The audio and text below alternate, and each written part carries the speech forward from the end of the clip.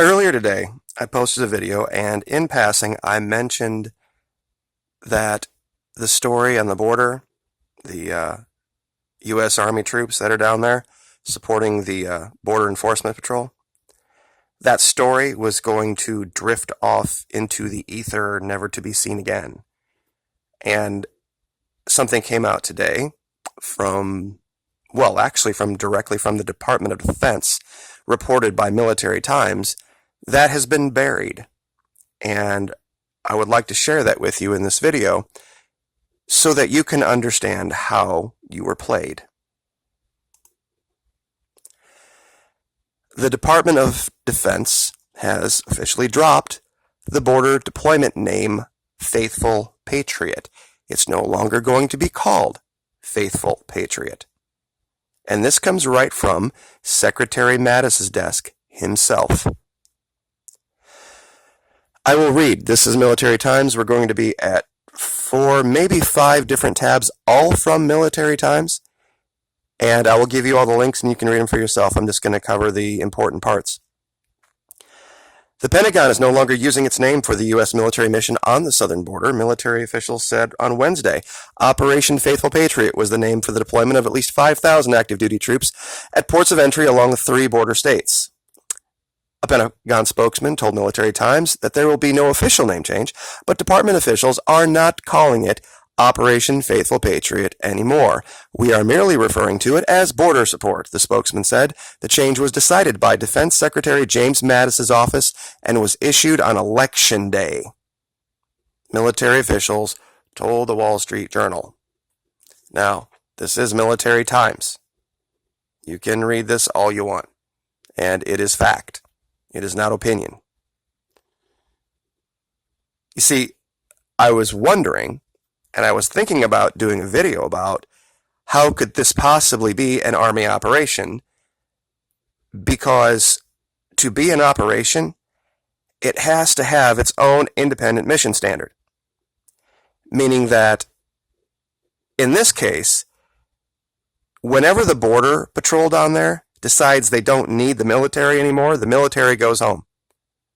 That's how they determine when they're done.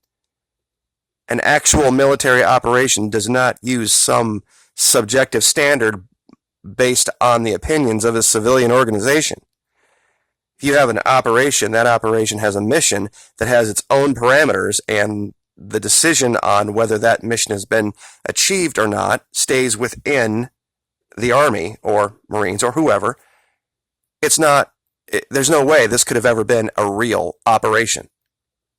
A real deployment. It's just not possible. Because you would have to say, okay, if this is the operation, what's the mission? And what are the standards for the mission being complete? And I know I'm boring a lot of my military audience, I'm sorry, but a lot of people out there don't know how this all works. Now, this is something that's going to surprise a lot of the military guys as well. Rules of engagement. Believe it or not, I'm going to read this for you, and you're going to probably be stunned. Unless the rules are, if I'm reading this right, unless your MOS, military occupational specialty for civilians, requires you to carry a weapon, you are forbidden from carrying a weapon down here on the border. You will not be armed unless your MOS requires it. And I have a list up of all of the units that are down there, and oh, by the way, none of them are tankers. There are no tanker series units assigned.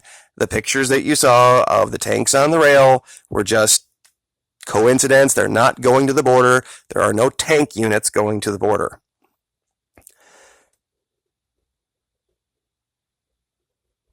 All right, let's see if I can find it. Who can be armed? This is Military Times. The title of the article, here are the rules of engagement for troops deploying to the Mexican border. And this is from 5 days ago. Go down to the section, who can be armed?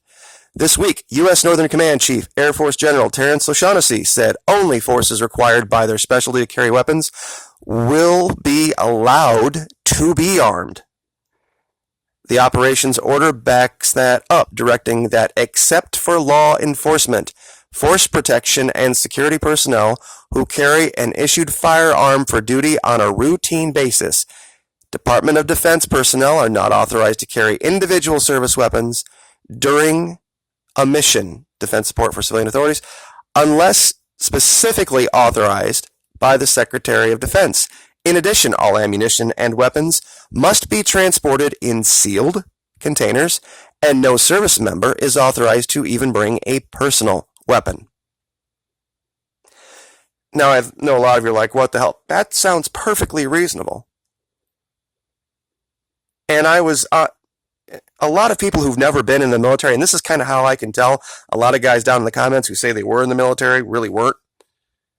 You just can't go ambling around on base with any old weapon anywhere you want to, anytime you please, at least not when I was in. There were much more heavy restrictions on base for weapons than there were in the real world. And I'm going to spitball here. And like I said, it's been a long time since I've been on active duty. But I'm going to go through these units that are assigned to this real quick and give you a quick yes or no on who's going to be authorized to be carrying weapons. Fort Bragg, 82nd Airborne. Headquarters Command, 3rd Expeditionary Sustainment, no. 2nd Assault Helicopter Battalion, 82nd. These are the Black Hawk guys. The pilots, maybe. Maybe to yes. But they're going to be in the air, so who knows. Headquarters Command, 16th MP, yes.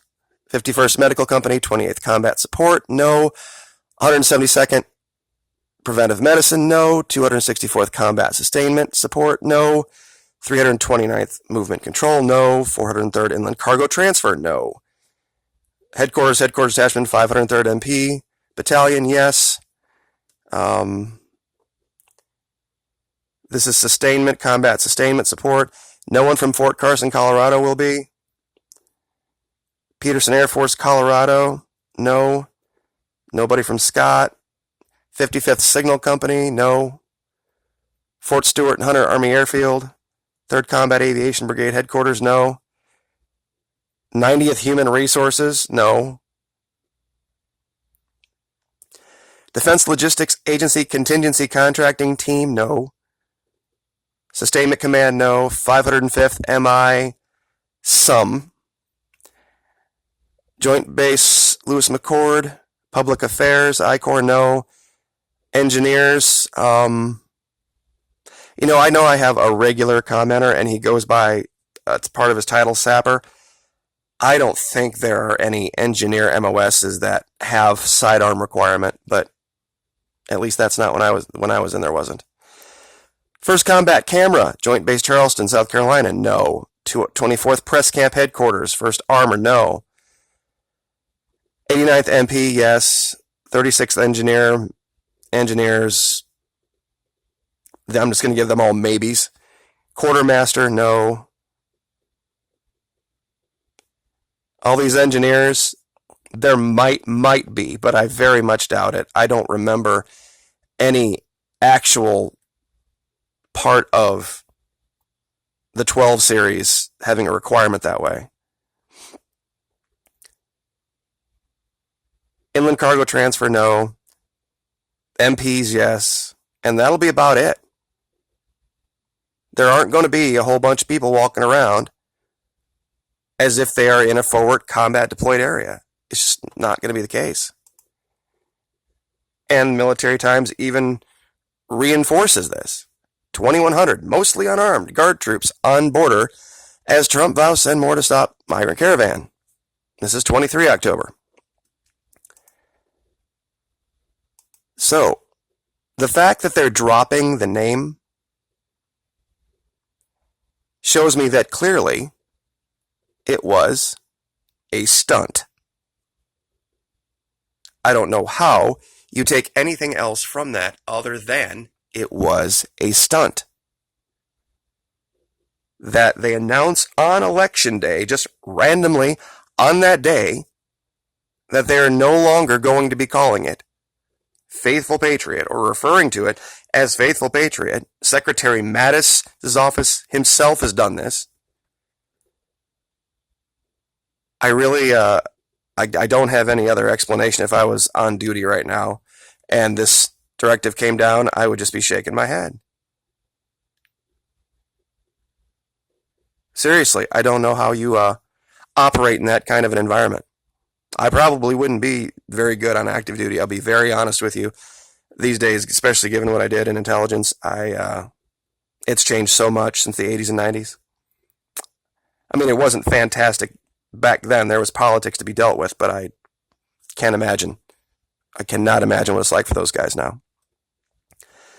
So, anyway, the circus continues. Thank you guys so much for your support. I appreciate it. Like, share, subscribe. We'll see you next time.